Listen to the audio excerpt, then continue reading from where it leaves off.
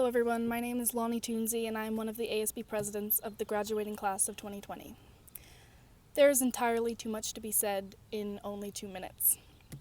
I couldn't find a single scrap within myself that was capable of sitting here pretending to address my friends and family on this long-awaited graduation day because right now I'm looking at a camera and not the faces of my classmates, and nothing about this doesn't suck, and nothing I write down feels adequate or appropriate.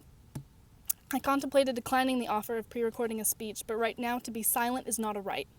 Right now silence is stagnance. Silence is ignorant, it is insulting, and it is a privilege. A passive bystander makes no waves, and a calm sea can carve no mountains. A few months ago, when we were still joking about the premise of a virtual graduation, somebody said to me that this is the price we pay for living in interesting times.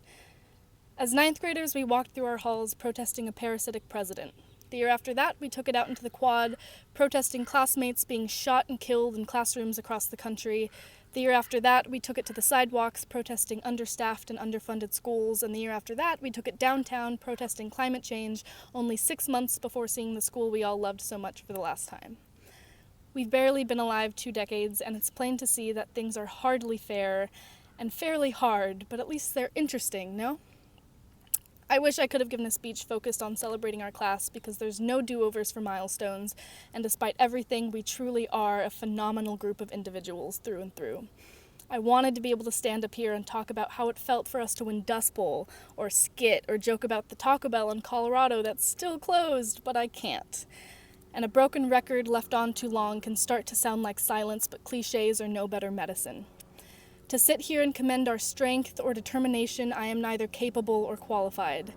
Instead, I will admit I am terrified and outraged at all the many things there are for us to be terrified and outraged about. We all feel how cold it can get when the sun goes down, but we must acknowledge that some of us inherit thicker coats than others. But to the school that has been my home, my soapbox, my rock for the past 6 years, thank you. To every teacher, staff member, parent, and friend that's helped me along the way as well, thank you.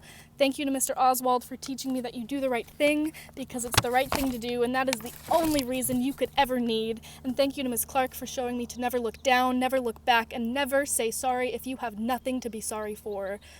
Scary and sudden, every passing tragedy can feel like we are being born again. Vulnerable, confused, unable to articulate what it is we're feeling, and maybe powerless and maybe not, but when each of us are born, we are born screaming.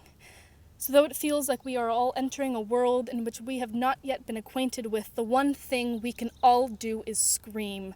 At the top of our lungs, through a face mask or through tear gas, we can scream and sob and stomp, whatever it takes, because the most effective protests are simply when we all fail to cooperate together.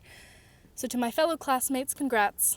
And always remember that in the most inconvenient times, never be complacent, never be compliant, and never, ever again be quiet. Thank you.